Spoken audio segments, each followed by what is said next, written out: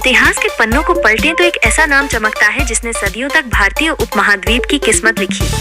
वो नाम है पाटलिपुत्र। आज जिसे हम बिहार की राजधानी पटना के नाम से जानते हैं, वह कभी दुनिया के सबसे प्लीज हमारे चैनल को लाइक और सब्सक्राइब जरूर कर ले।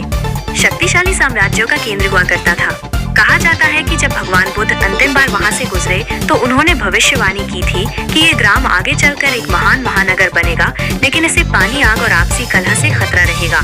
आइए इस महान पाटलिपुत्र नगर, वर्तमान पटना की कहानी जानते हैं। पटना इतिहास केवल तारीखों का पुलिंदा नहीं होता, बल्कि उन शहरों की सांसें होती हैं जिन्होंने साम्राज्यों को बनते और बिगड़ते हैं।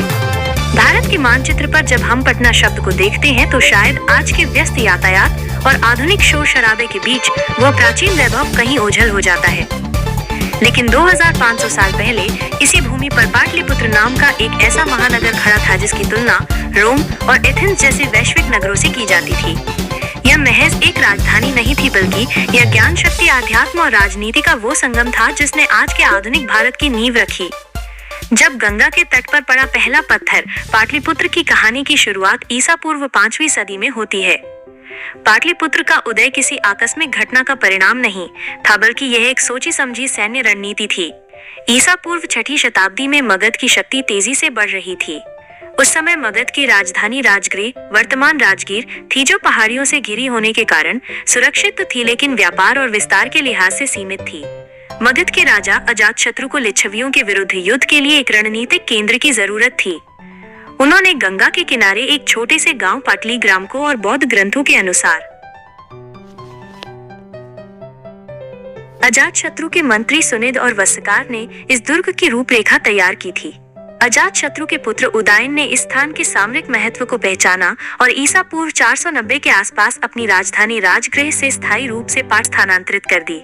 बुद्ध की भविष्यवाणी, आगपानी और फूट का श्राप। आप अभी तक चैनल को सब्सक्राइब नहीं किए हैं तो प्लीज हमारे चैनल को लाइक और सब्सक्राइब जरूर कर ले। बौद्ध ग्रंथों में एक अत्यंत रोचक प्रसंग आता है। कहते हैं कि जब भगवान बुद्ध अपने महापरिनिर्वाण से कुछ समय पहले पाटली ग्राम से गुजर रहे थे, तब उन्होंने देखा कि वहां एक महान नगर का निर्माण हो रहा है। उन्होंने भविष्यवाणी की थी कि यह नगर पूरे भारत का प्रमुख व्यापारिक और सांस्कृतिक केंद्र बनेगा, लेकिन साथ ही उन्होंने चेतावनी भी दी थी कि इस नगर के विनाश के 3 प्रमुख कारण होंगे: अग्नि, आग, जल, बाढ़ और आंतरिक कलह, आपसी फूट। इतिहास गवाह है कि सदियों बाद ये भविष्यवाणी काफी हद तक सच साबित हुई। जब पाटलिपुत्र बना, दुनिया का सिरमौर पाटलिपुत्र के इतिहास का सबसे स्वर्णिम अध्याय मौर्य साम्राज्य के साथ शुरू होता है। जब चंद्रगुप्त मौर्य ने आचार्य चाणक्य की शिक्षा और रणनीति से नंद वंश का अंत किया, तब पाटलिपुत्र एक ऐसे साम्राज्य की राजधानी बना जो ईरान की सीमाओं से लेकर दक्षिण भारत तक फैला था। यूनानी राजदूत मेगास्थनीज ने अपनी सुप्रसिद्ध पुस्तक इंडिका में पाटलिपुत्र का आंखों देखा हाल लिखा है। उसके अनुसार यह नगर समानांतर चतुर्भुज के आकार का था। इसकी लंबाई करीब 14.5 किलोमीटर और चौड़ाई 2.5 किलोमीटर थी।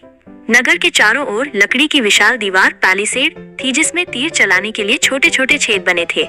इस दीवार के बाहर 600 फीट चौड़ी और 45 फीट गहरी एक खाई थी, जो रक्षा के साथ साथ शहर की गंदगी निकालने का काम भी करती थी। मेगास्थनीज लिखता है कि इस नगर के वैभव के सामने फारस के सुसा और एक बताना टिके थे।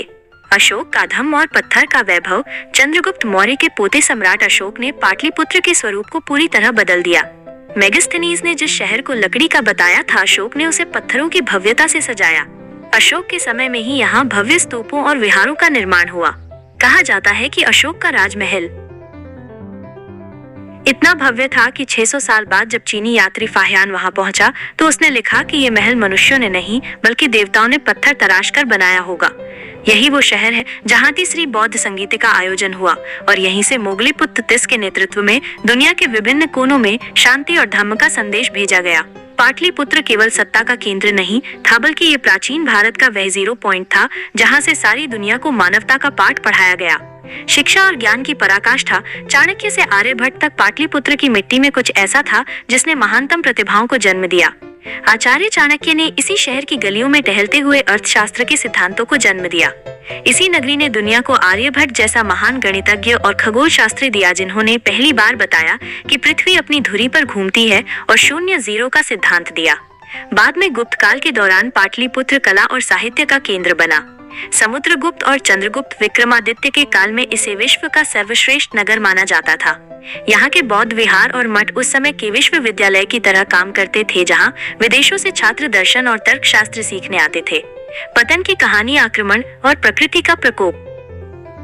हर महान साम्राज्य की तरह पाटलिपुत्र का पतन भी दुखद रहा। गुप्त वंश के कमजोर होने में हूणों के आक्रमणों ने नगर को काफी नुकसान पहुंचाया। साथ ही सोन और गंगा नदियों के बार बार मार्ग बदलने और भीषण बाढ़ ने नगर की संरचना को नष्ट करना शुरू कर दिया। जब 7वीं सदी में प्रसिद्ध चीनी यात्री हुइनसांग यहाँ आया तो उसे वो वैभव नहीं मिला जिसका वर्णन फाहियान ने किया था। उसे वहाँ खंडहर और टूटे हुए स्तूप मिले। धीरे धीरे ये महानगर छोटे छोटे गांवों में सिमट गया। 12वीं सदी के अंत में बख्तियार खिलजी के आक्रमण ने रही सही कसर पूरी कर दी जब प्राचीन शिक्षा केंद्रों को जलाकर राख कर दिया गया। शेरशाह सूरी और पटना का पुनर्जन्म। लगभग 300-400 वर्षों तक गुमनामी में रहने के बाद 1541 ईस्वी में अफगान शासक शेरशाह सूरी की नजर इस ऐतिहासिक स्थान पर पड़ी। उसने गंगा के तट पर एक नया किला बनवाया। शेरशाह ने भविष्यवाणी की थी कि यदि यहाँ एक शहर बसाया जाए तो वो दुनिया के बेहतरीन शहरों में से एक होगा। उसने इसका नाम पटना रखा। सूरी काल में ही यहाँ व्यापार फिर से पनपना शुरू हुआ और मध्यकाल में ये एक प्रमुख व्यावसायिक केंद्र बन गया। आधुनिक दौर और प्राचीन अवशेष। आज का पटना उसी प्राचीन पाटलिपुत्र के ऊपर बसा है। यही कारण है कि यहाँ खुदाई करना बेहद कठिन है, क्योंकि पूरा आधुनिक शहर ऐतिहासिक अवशेषों पर खड़ा है। हालांकि भारतीय पुरातत्व सर्वेक्षण ASI ने पटना के कुम्हरार इलाके में खुदाई की है, जहां से मौर्यकालीन 80 खम्भों वाले विशाल असेंबली हॉल के अवशेष मिले हैं। इसके अलावा अगम कुआं, जो सम्राट अशोक के काल का माना जाता है, आज भी रहस्य का केंद्र बना हुआ है। भारत के आत्मसम्मान की कहानी पाटलिपुत्र की कहानी हमें सिखाती है कि शक्ति और वैभव स्थायी नहीं होते, लेकिन ज्ञान और संस्कृति की छाप कभी नहीं मिटती।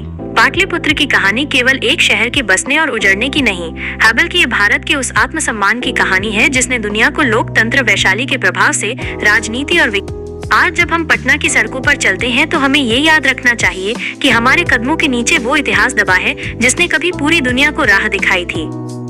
ये जानकारी आपको कैसी लगी? अगर अच्छी लगी तो प्लीज हमारे चैनल को लाइक और सब्सक्राइब और शेयर जरूर कर ले। जय श्री राम जरूर लिखे।